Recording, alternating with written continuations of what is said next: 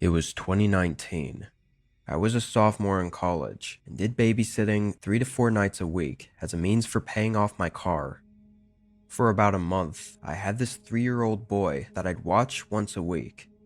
The parents were soft-spoken, but friendly. They'd always leave around bedtime, so all I'd have to do is make sure the kid stayed asleep and was okay while they were gone for usually 4 to 5 hours. This night, I pulled in at 8 p.m.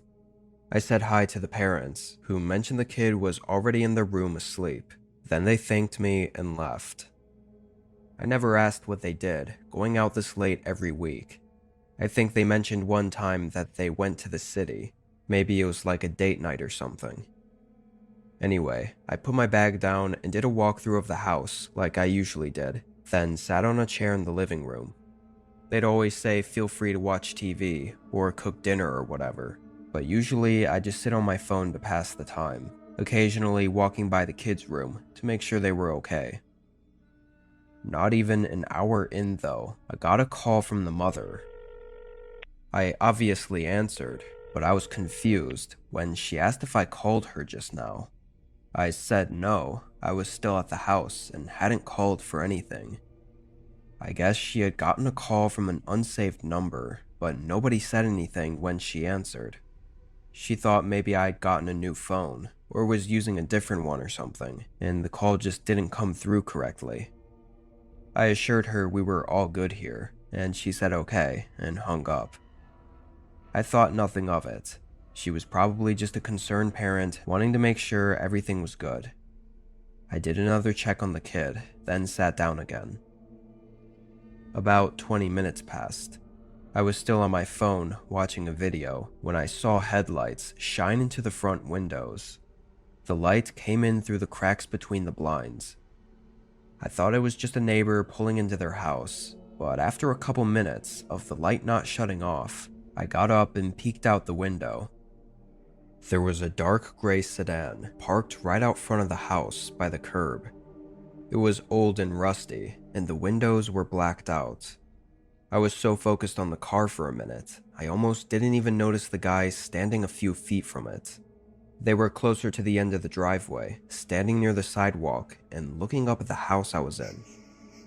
I was a little concerned, but I didn't want to confront them since it wasn't even my house, so I just watched from the window. After a minute, he walked back to his car and got in. Oddly, they pulled away very slowly, like they were still focused on looking at the house. I watched as their headlights went down the road, cutting in and out of the trees, but then they stopped again. I could see the light between the trees staying still, far down the road. Then it shut off, like they had parked and got out. Maybe it was someone visiting a neighbor and they were trying to find the address numbers and got mixed up somehow. Feeling like it was a little strange, I stayed by the window for a good 5 minutes, but I never saw the man come back down to the house, so I figured it was probably just a weird coincidence. I went back to the chair in the living room.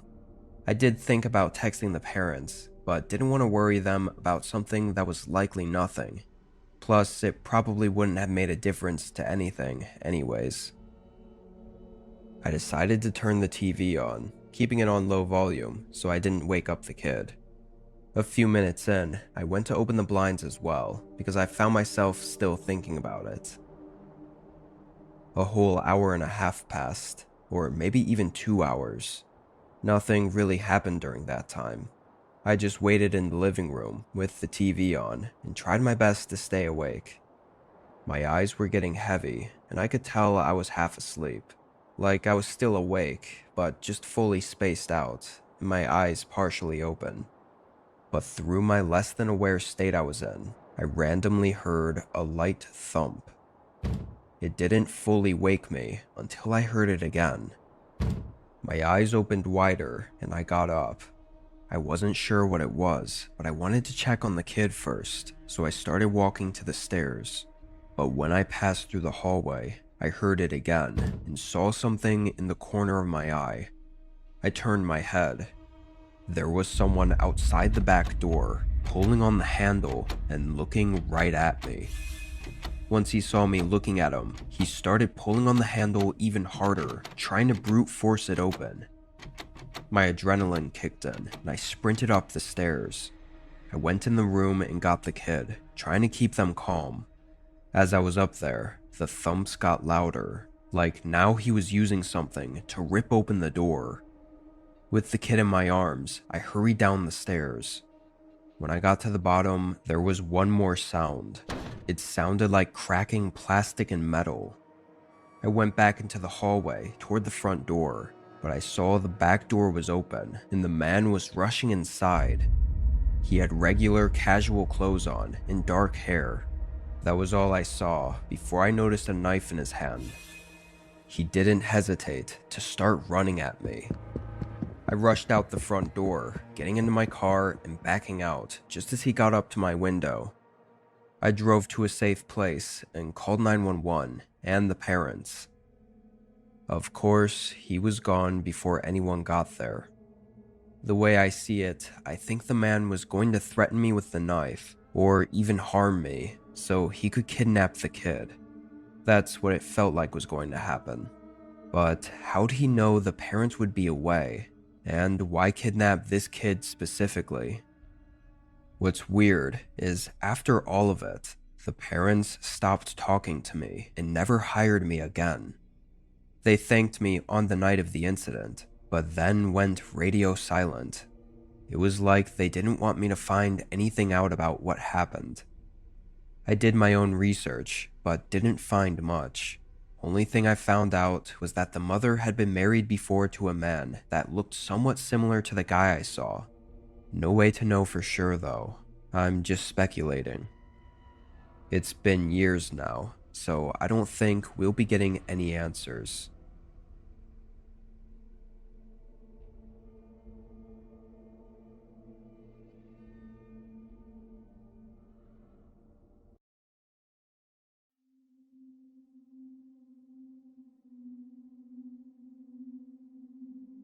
This was last year during a solo road trip I was taking from Wisconsin to Montana. Most of the roads there are basically barren, aside from the first hour and the last hour. Everything else is forest or open fields, maybe some small mountains too, once I got further west. Anyway, because of how I had everything scheduled, I was going to be driving through the night and most of the day, rather than taking up 2 full days of driving and having to spend on an extra hotel in between. I knew it would still be tough, but I thought it was worth it. I started the drive at 7 p.m. I double-checked I had everything packed into my car and had my snacks and stuff in the front seat with me. Then I headed onto the road. First hour was through the city and small towns, but then it was open road from there.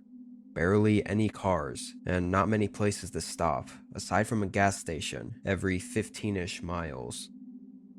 By hour 2, I'd only used up a third of my gas tank, but with the gas stations seeming to get further and fewer between, I figured I'd top off before entering the really rural section of the drive.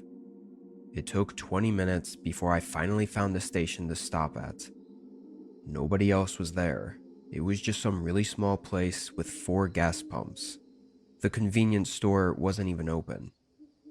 I pulled in and parked next to a pump, getting out and starting to pump the gas. I don't know if it was because the place was older, or maybe hadn't been filled up in a while, but the gas was coming out really slow, like almost a whole minute just for 1 gallon to come out. I leaned up against my car and just waited. That's about when another car came down the road. The speed limit was 55, but it looked like they were only going 20 or 30, initially passing the gas station, but then slowing down and backing up. That was strange, and honestly a bit dangerous on a single road like that in the middle of the night. But they backed up to the entrance and pulled into the station, parking at the pump right behind me. I figured they just missed the entrance and really needed gas.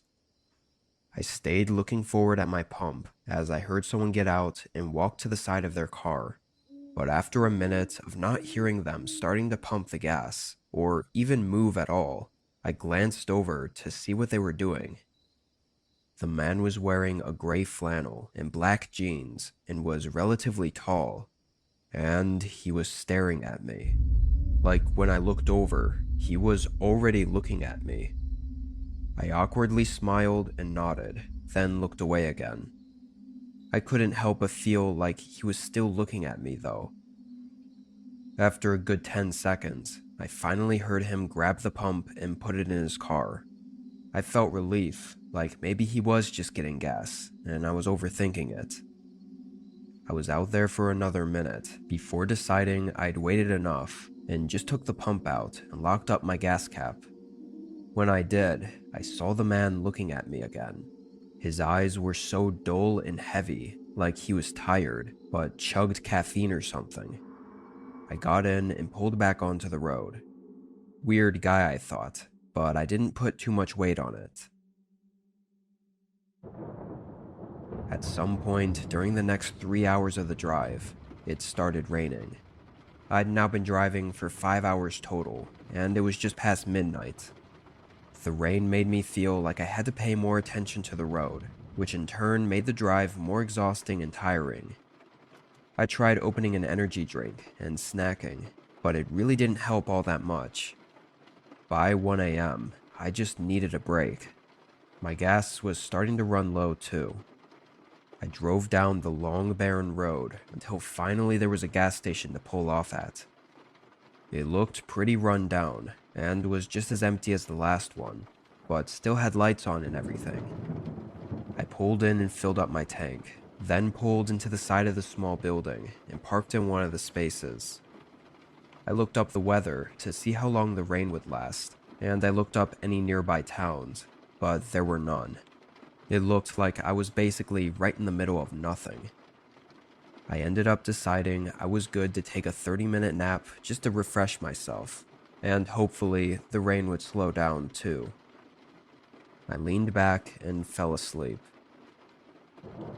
When I woke up, rain was still slapping against the roof, and my alarm hadn't gone off yet.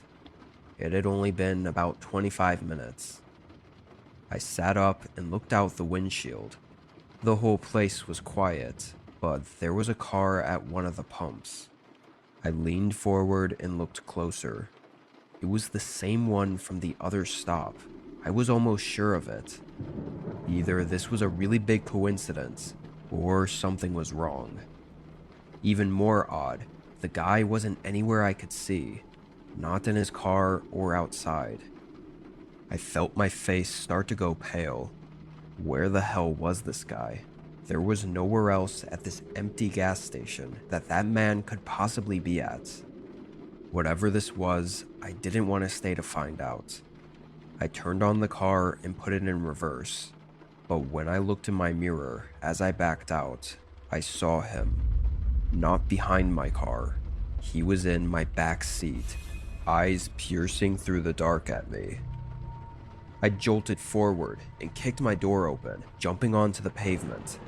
The car was still in reverse, so it was slowly backing up. I started running, but I never heard the man get out of the car. I ran into the woods, then watched as my car continued to roll back for a while, then suddenly stopped. A second later, he drove away, leaving me stranded at some unknown gas station in the middle of nowhere.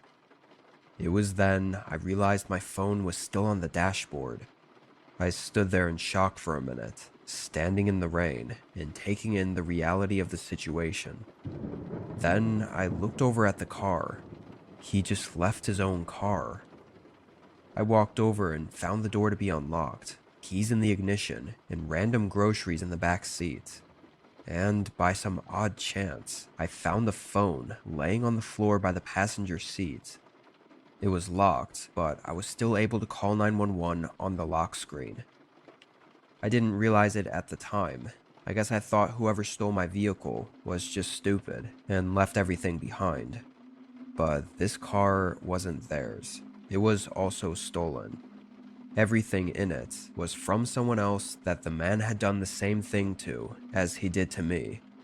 Though from what I heard, they weren't as lucky to get out completely unharmed. When talking with investigators, they seemed to think the man didn't sneak into my back seat and let me start leaving for no reason. Likely, he was going to wait until we were on the road to reveal himself, and who knows why he would want me hostage or what he planned to do. He was never found, and neither was my car.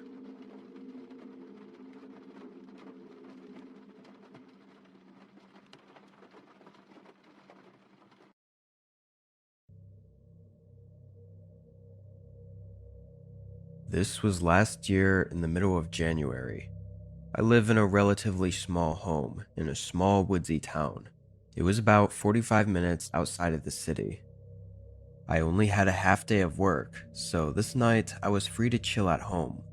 Around 7, I got an unexpected call from a friend. He said he was having car troubles and asked if I could do him a solid and give him a ride home. Maybe grab some food too. I didn't mind at all and said I'd be right over. This wasn't the first time this had happened, so we'd been through this before. I grabbed my jacket from the front closet and got my keys, then opened the front door to leave. As soon as I opened the door, my whole body jumped. There was a man standing right in front of me on the porch, like literally a foot away from the door. He had a heavy coat with a black gator neck scarf covering his lower face. The man didn't move at all though, like he wasn't equally as startled as me. For a second, I was just embarrassed for getting spooked like that, but then I immediately got curious why he was here. Before I could ask, he apologized and said he was just about to knock. I said it was alright and asked what he needed. The man took a second, then asked if I was David, or Daryl, I don't know, something like that. Whoever it was, wasn't me. I said no, and the man just said okay, and started walking off the porch. I stepped outside and shut and locked the door behind me, making sure the man walked all the way down my driveway and away from my home before I got in my car. I pretty much thought about that weird encounter the whole drive to my friend's work. My home was in a secluded neighborhood.